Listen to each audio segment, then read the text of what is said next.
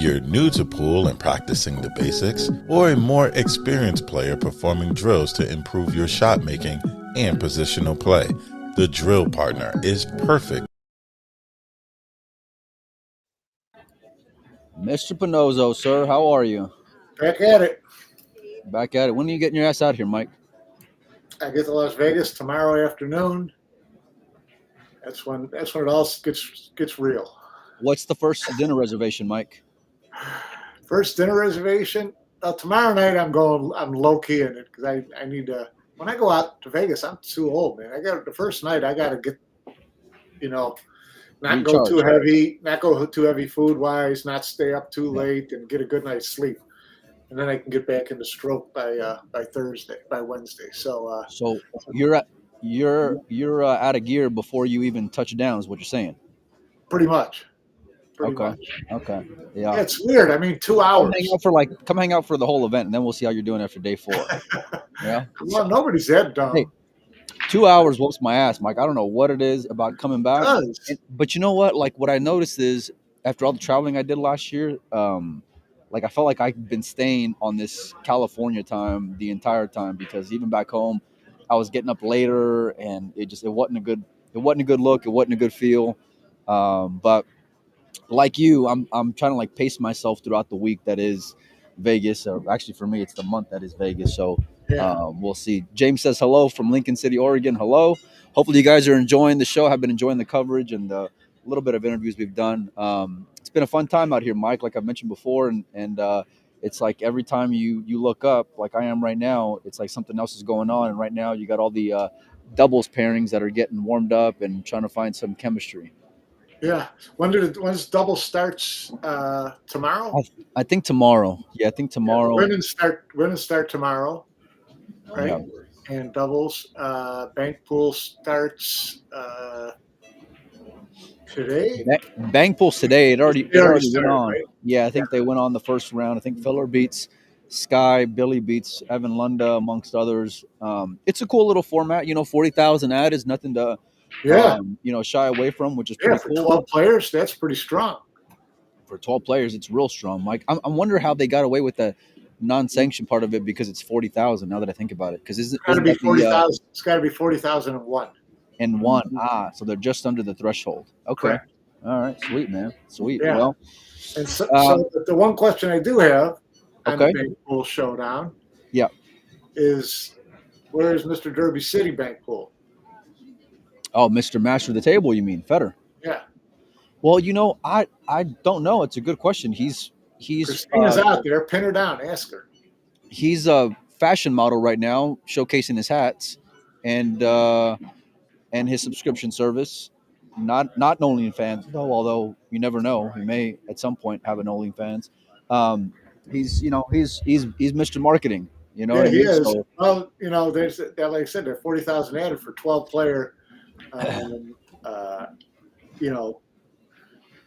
Bank pool. He's got it like that. I mean, the top 3 from each. There's 2 groups of 6, right?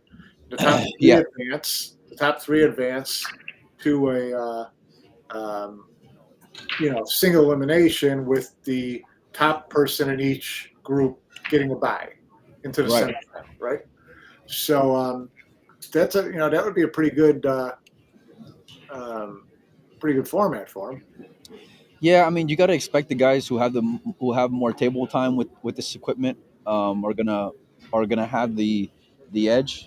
I.e. Josh Filler would be my guess, Mike. And we saw him make work of Shane pretty easily out there in the one pocket, and he can adjust. He's got a ton of experience here. But it's cool that they brought in these specialists, like a Chip Compton or an Evan Lunda. Yeah. No, it's a good 12-person field. I mean, it's not like they chinced out, but for sure we're missing Federer though, Mike. For sure we're missing him out in this event. Although he is being buzzed around from yesterday, barking at Alex a little bit, or actually Alex mentioning him and Federer responding. So it was a good day of stirring up the action for sure. Yeah, there was some barking going on for sure. It's everybody wants to dance. You know, from a bunch of guys who I know can't dance anyway, so they really shouldn't use that term. But it's Thomas in the chat says he wasn't invited, which is no, I'm sure he wasn't invited. Otherwise, he'd play. I'm just curious why wouldn't he be invited though, Mike? They invited Shane, and Federer's been like the golden boy of Billy, over the years. Billy, they invited Sky. So I know he's got neck issues, things like that, but believe me, he'd have been here for some bank pool, 40,000. Is he playing the U.S. Opens? He's not that I know of, no, because I think he would have already been in Vegas, So everybody's here. There's a ton of action going on at Griff's, after hours. So it's right up his alley. Although I'm sure he wouldn't be getting a ton of action regardless. But yeah, I mean, whenever we saw Vitali be Christina's partner and Federer posting from the house, you were kind of wondering a little bit, and I guess that clears the air with him saying he wasn't invited, but. Yeah, I know he wasn't invited to a couple of the, he couldn't get invited to the men's open, Las Vegas Open, but these other ones, you would have thought he would have been a pretty good pick. And at least to be able to say, I was invited, but I had to turn it down because I've got physical issues. I haven't heard that part of it. So I'm assuming he just wasn't invited, period. Well, a surprise for sure. But either way, it's a good quality field, Mike, like you mentioned, 12 players. But I gotta, before we get going on that, I want to talk about what was, and that was the junior showdown where Nostradamus over here, we both picked a couple of players to make it to the final, and you ended up snagging off the winner, Mike. I did. Laz Martin. I had Laz, and I had. Well, the thing is, we picked before the draw. I had Laz and Payne McBride, and I think they played in the second, first or second round. Otherwise, you would have swept the whole thing, Mike. You would have crushed it. Lazar's a great young player. I'm looking forward to seeing him, in some big events soon. Do you know if he has plans to play in decent sized events, Mike? His goal is to do that. I don't know if but last time I talked to him, I hadn't heard of any immediate plans. Right. But he's going to. He's going to be. I like his temperament. I like his game. Solid kid. Determined. Works hard. So I'd like to see where he ends up. There's like these two roads that American players go down, right? Either they stay in these like regional and type atmosphere and stay in the action and kind of within their area and their comfort zone and bar table and blah blah blah. Where they just go all Sam Henderson and just dive in head first. And you got to have a lot of respect and admiration for Sam for that. You know what I mean? And it's not easy, and it's not financially. I'm sure it doesn't make sense a lot of times. Because you're cutting your teeth and you're getting the worst of it, but you're going in there for seasoning and experience, and so but that's how you sharpen. That's how you're going to go and get better, and that's how you're going to measure up to see where it is you stand in the grand scheme of things. Because you can look phenomenal when you're playing against, like kids or whatever, you know what I mean. But when you're playing against the big boys and girls, that's really where you get to see how you're going to line up. Same thing goes for like a Sophia Mass or a Savannah Easton. They're in there sparring with the who's who of professional women players. But I'd love to see Laz take a stab at some bigger events like you, Mike. Whenever we do get to see him play against some top players, he can hold his own. I remember the first time seeing him first time I saw him at Texas Open, he was on TV table against Roberto, beating him, and that was about as pressure as you can get at the Texas Open, right in his backyard. And I think he's got a bright future, but I'd love to see how he does in like a U.S. Open type atmosphere. Yeah. There were some good matches in that junior event too. Some really fun stuff to watch. Did I lose you, Mike? Oh, here we go. Oh, my computer's acting up here. Yeah. But anyway, so it kind of froze up a little. I guess I owe you dinner, so there's that. But I got Madeline. Well, no, we come out easy because I had Shane in the one pot. Ah, okay. So then we got to make another wager then, Mike. That's what it sounds like to me. I can't either I'm going bust or I'm going to be winning. One of the two. There's no, breaking even is only whenever I'm super stuck. That's the only time I hope for it. So, that's right. Anyhow, Mike, I'm excited to get you out here. It's been fun to see a lot of people out here, man, from fans. And I've even been asked about you a few times, Mike. They're like, when's Pinozo getting here? So, it's been just a real enthusiastic crowd of just diehard pool players. Like I mentioned before, I just love that it's so many different players there, in so many different events. You always have someone to talk to about the event that they're in or event that they just got done playing or whatever. You've got you had the juniors and you had the one packet and you had you got the mixed doubles coming up and the women coming up. And so just a lot of cool stuff. Bank pool going on. Yeah. Matt says John Schmidt in the commentary. I'm going to highlight Matt's comment here because I haven't got to hear John's commentary. But when I saw him walking around one of the first days, I'm thinking, what is John doing here? Because this isn't usually John's stomping grounds. So for them to have him in the commentary booth is great because John's a riot, man. If you ever get to talk to him, he is so fun to be around. He's so funny to be around. He's just full of one-liners and is super witty. I love hanging around with John Schmidt. He's an absolute riot. So kudos on Predator for getting him in the booth. Mixed doubles, Mike, like I mentioned today, it's a fun little mix of teams, 32 altogether. I know Allison dropped out of this event, but it's stacked full of top women players, top male players, and it's a pretty good mix, I must say. Yeah, no, there's some interesting teams and some it should be a lot of fun. I mean, 32 teams, it's a big field. Yeah, I'm surprised, Mike. 32 is a pretty hefty number, That is. Well, you figure if you've got 128 players out there for the open event and you've got 64 or whatever for the women's, you got an opportunity to make 32 teams pretty easily, right? Yeah, but you want it to be quality. That's the main thing I feel like when it comes to these type of events, and so you don't want to have any first round where it's kind of it's dead money and things like that. And for the most part, I mean, it's pretty stout, Mike. I mean, I would know what teams I would favor, but chemistry plays such a big factor in these Scotch double type formats, and so I think it's kind of all gloves are off to some extent out here, Mike.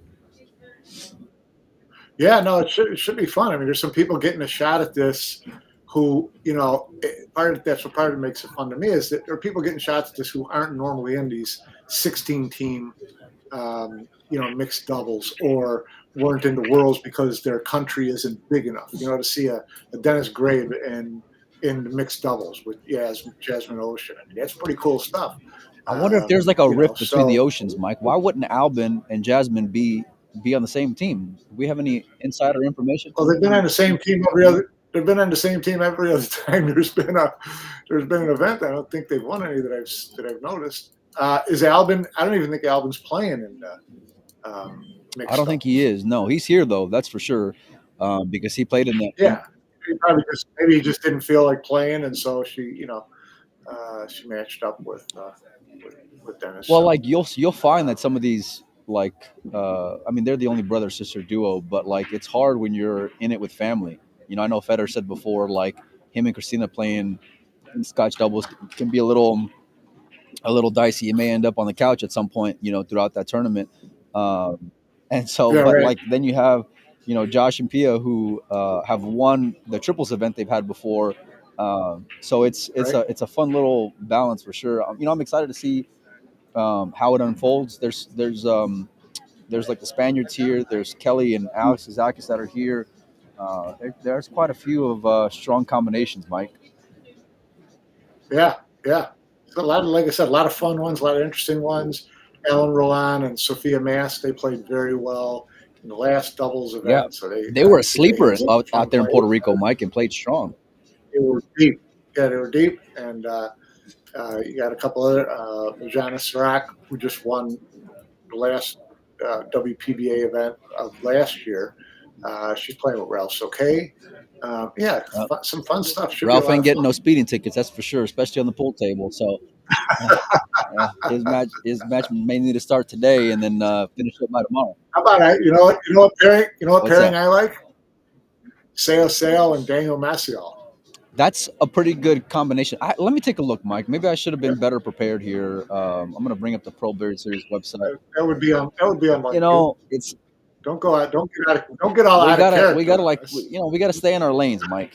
So let me see here. I'm going to ProBilliardSeries.com, checking it out. Let's see if we can find some teams here, Mike. Lucados and Weiwei, that might be a sleeper. Demetrius had a lot of success playing on Predator tables in the past, Mike.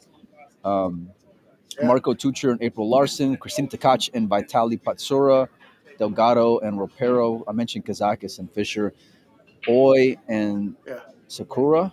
That's a pretty good mix, Mike. Gomez and Slateva. Look out, Mike. That might be one you see in a final day. Who's that? Slateva and Gomez. Yeah, sure. Let me see him. Well, Jackson Pia is always going to be, one of your. Oh, look at that.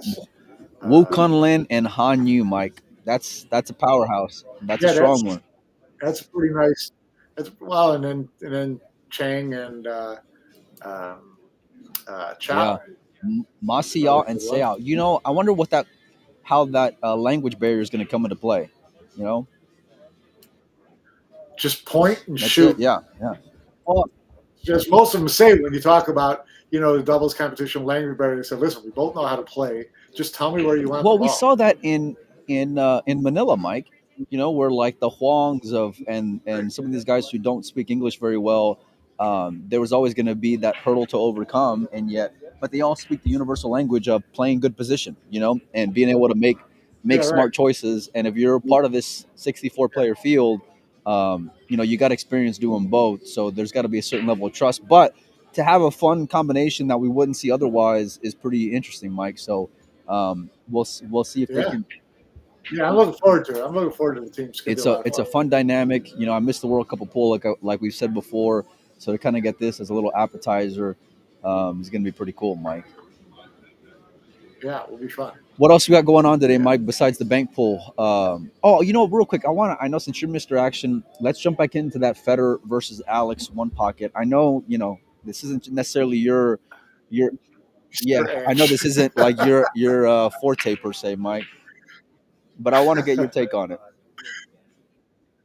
Federer and Alex. Well, you know what? Alex has been actually playing some pretty good pool, in the last several months. Must feel pretty good about his game. What are they talking about race wise? I mean, it would be right. It would be a pretty long race. I'd say somewhere in the neighborhood of 24 to 30 games, something like that is what I would say.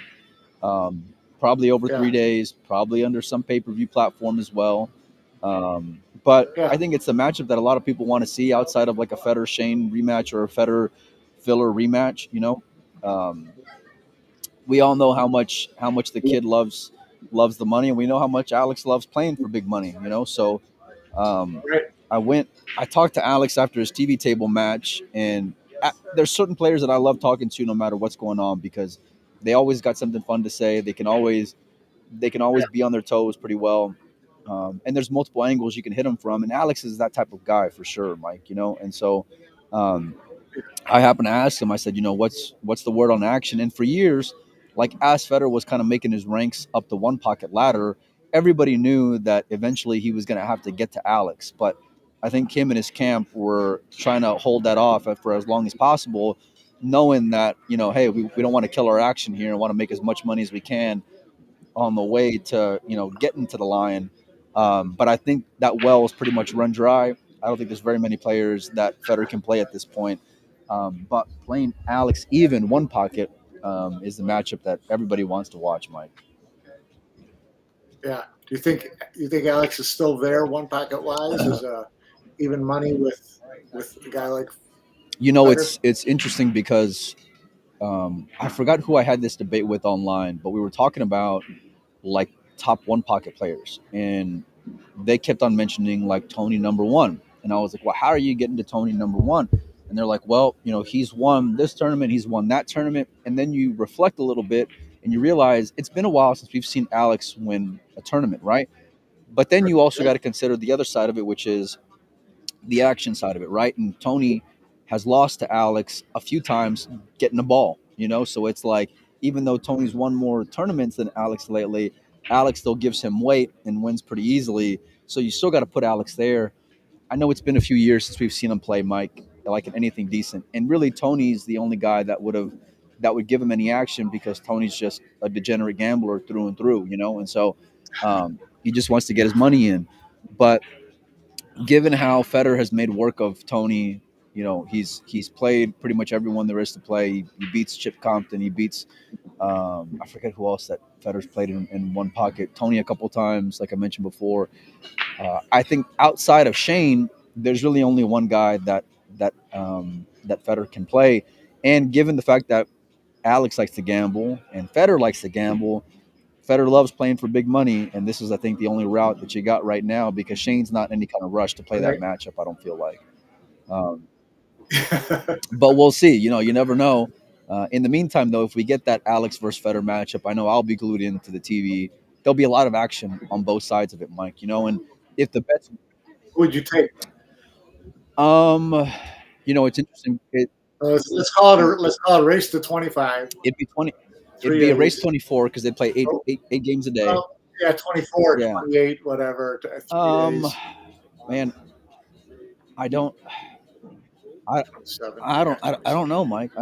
I have to really think about it. Like, it's hard not to go with the flavor of the month, and that's Federer, right? And he's young, and he's hungry, and he's eager, and he plays the game really well. Like, I think part of the reason why they held him off for so long is he makes smart choices. And I know there's been some question of his endurance and how that would play a factor in a long race like this, especially if Alex grinds him, which he will do. Like how will the health issues play a role? We saw fatigue play a factor in that matchup against Shane, Mike. And, he played solid for the first 6 hours of every day. But how are you going to do, from hours 6 through 9? How is that going to work out for you? So I don't know. I mean, I think you can make a debate on either side. If you were to put me on the spot right now, which you are, I guess I would go with. I'd go with Federer, but I'd go close. Like, it would be real close. Like real close. I think within probably like a 3-game spread. You know what I mean? Like, he's not winning convincingly, which I think would keep the action open for a potential rematch as well. So, but make no mistake, I mean, if they do play, or when they do play, it'll be for money and it'll be for a lot of it, because neither one of them are gonna put that queue together for that kind of format for anything less than 50,000 a piece in the middle. Where do you think Where do I think they would play? Yeah. In the States, right? Oh, for sure, it'd be here in the States. I mean, really, there's only a couple places they could play. One of them being Buffalo's, one of them being Rail Yard, which is Federer's hometown.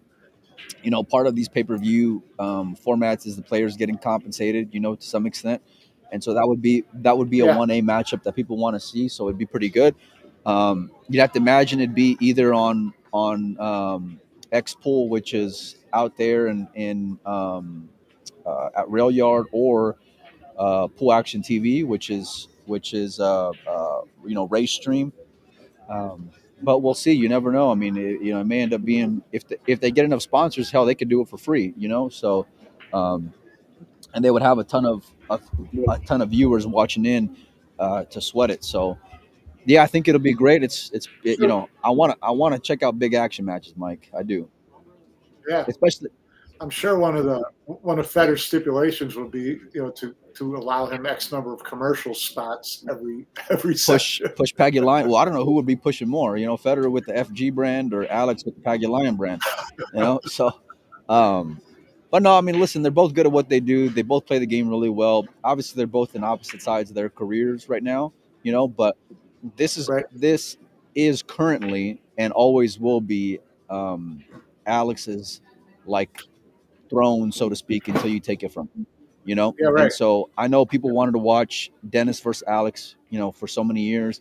That ship has sailed for me because, Dennis hasn't played one pocket in 4 years now, so he's far from being in shape playing that.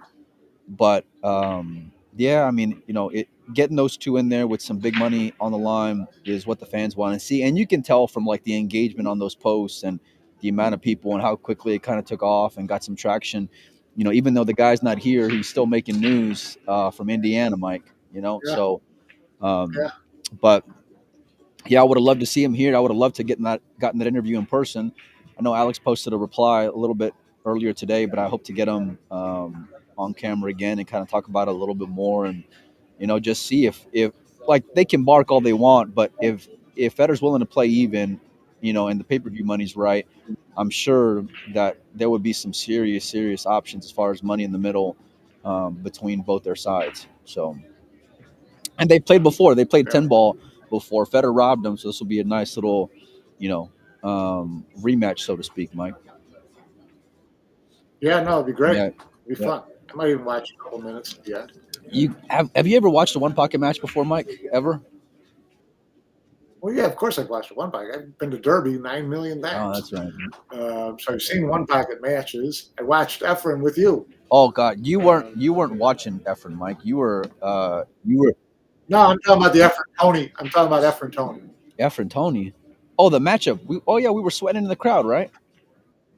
Yeah, that was cool. And this is why I like some of these tournaments where you get these guys that, maybe were legends or are legends or, Hall of Famers. And then you get these young bucks. It's like you can get these cool little spots where there can be some magic, like Bustamante playing in the banks, right? We all know he's a premier one pocket player, premier bank pool player.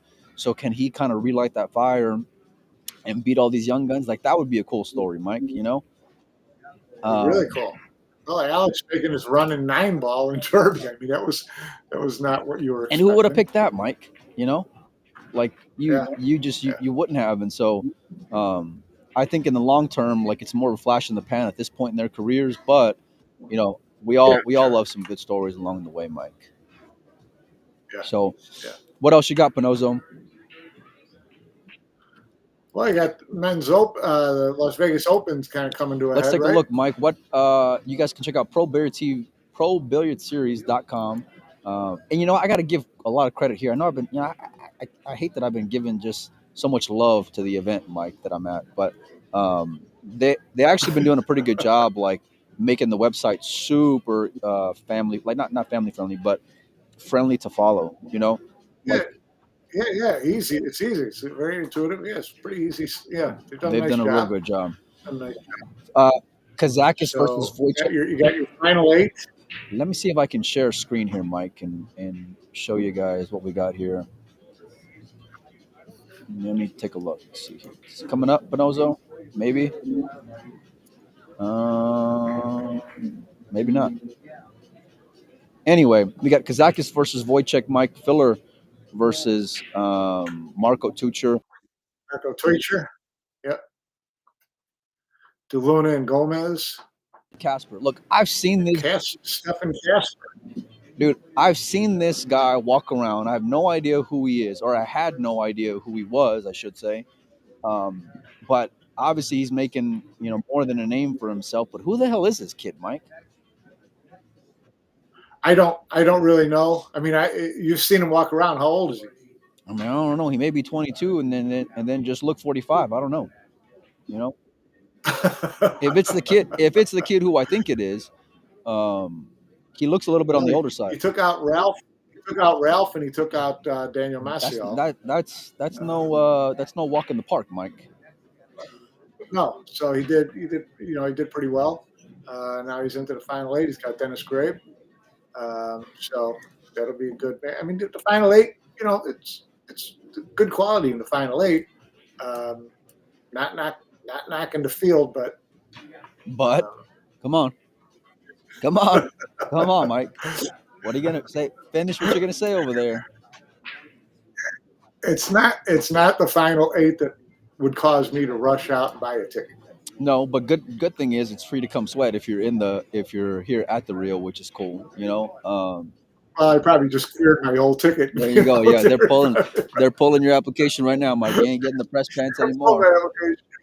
No, I mean they're all good players. I mean, it's a really solid. It's a solid field. Well, we all know it could be better, right? I mean, and on the note of that, Mike, do we have any update as far as what we've been hearing over the last few days? No, really. It's been kind of quiet the last few days. Over the weekend, not surprising. Yeah. So I haven't heard anything really. I mean, I've heard a couple of players mention,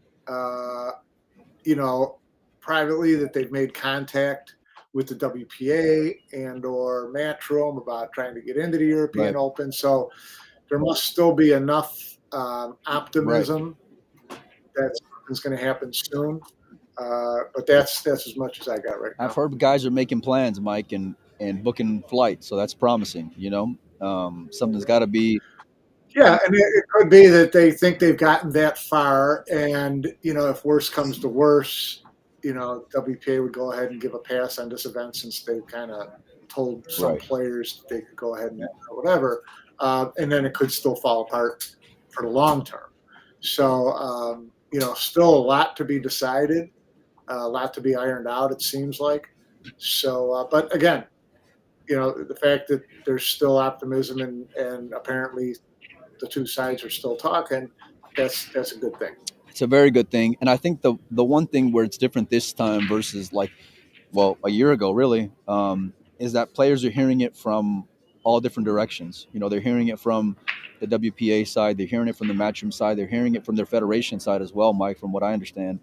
And so It's different than, one side saying we're doing this and the other one saying, well, wait a minute, no, we're not, and so I think that's where the vibe is a little different and a little more optimistic. Guys are walking around with a little pep in their step and got some excitement, and they want to get some good bang on for their buck. So we shall see how it goes. Back to the last 16 though here, Mike, or the last 8, I should say. Up top looks pretty good, Mike. Down below, I think it's all bets are off to some extent, Mike. I don't know. Dennis Gray might be a sleeper at the bottom, and I know he's Mr. WPA number 2, but that matchup against Mora, I saw John play, Mike, and John was playing pretty good. Like, John was having some pretty sound wins and quality wins.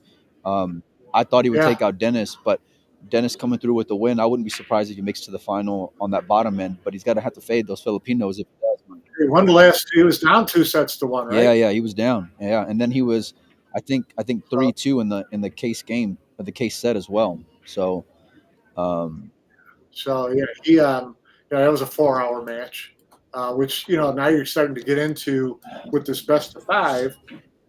All of a sudden, these turn into real grinders. These turn into real up and down roller coaster rides for some of these guys because you can be up 2 sets and still lose. Someone just drags it out. It still races to 4. So every set's like a new crapshoot. And so it makes it exciting. I think DeLuna Gomez is going to be a really fun one to watch. Jeff's been playing good. We don't get to see him out here in the States very often. That's for sure going to be a premier matchup as well, Mike. Another guy who was down 2-1 against Gerson. Yeah, Gerson plays so good too, man. But you gotta like up top. Like up top is in this field, murderer's row. Kazakis, you got Wojciech Kazakis, and I've always liked his game. Alex is just steady and solid, and Marco, he's popped up in a lot of these tournaments later than you would expect him to. Right. So good for him, but he's got he's obviously got his hands full here trying to win a best of 5 sets against Josh. It's not you probably got a better chance in a best of 3 sets. Yeah, I mean, listen, the guy's gonna get momentum, right? And you're just gonna have to fade it and weather those storms. That's just part of it, and you're gonna have to keep him off the shot as best you can. Marco, when I see Marco play, he always has signature wins, and he's always had, like, he's beaten Shane in the U.S. Open a couple of years ago. Like, he can play in that meat potatoes part of it, and the matchup isn't too big for him. Now, it's going to be hard whenever you play against Josh, and we all know the monster that he is, but Marco can come with it and play some big time pool against some big players. I'd imagine all these are going to be on TV table, Mike, but you got to favor Josh for sure. Yeah, I mean, you look at give me your pick on top, Mike, and then the pick on the bottom. Oh, can you hear me, Pinozo? An event like this with this field. Well, maybe not here. I might have lost my internet actually. Well, I'm still here, so I'm going to keep talking. Mike, if you can hear me, I cannot hear you, my man. So let me take a look here and see. Can you see me? What's going on? I'm going to try to refresh. You know the routine, Mike. You tell some jokes, and we'll see how it goes here in a little bit. All right.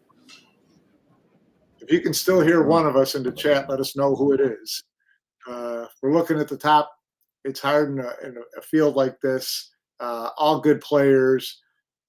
but not who you would consider, WNT top 10 when they're all playing together. I would have to go pretty heavy on Josh in the top half of this. And I like Dennis Grabe in the bottom half.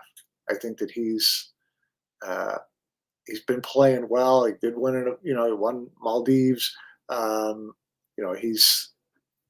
He's a good, solid player. I like where he's at. DeLuna and Roberto, that's going to be kind of a slugfest. So yeah, I like Dennis Grabe from the bottom. I like Josh from the top. And Mike is still frozen. So yeah, these all are tomorrow afternoon.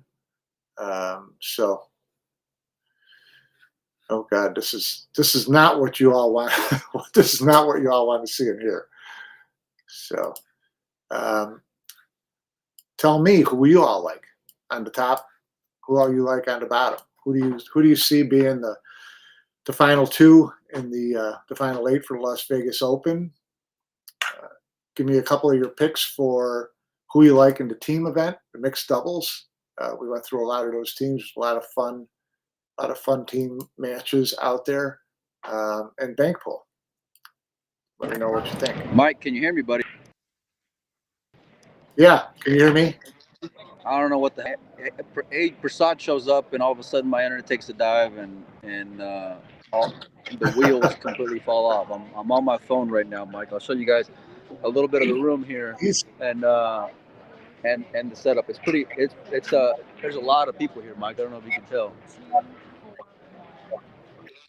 Yeah, it's a lot going on there. Anyhow, Mike, I'm gonna have to reboot, so we're gonna end the stream. I got another interview this afternoon with this gentleman from Pro Bowl TV.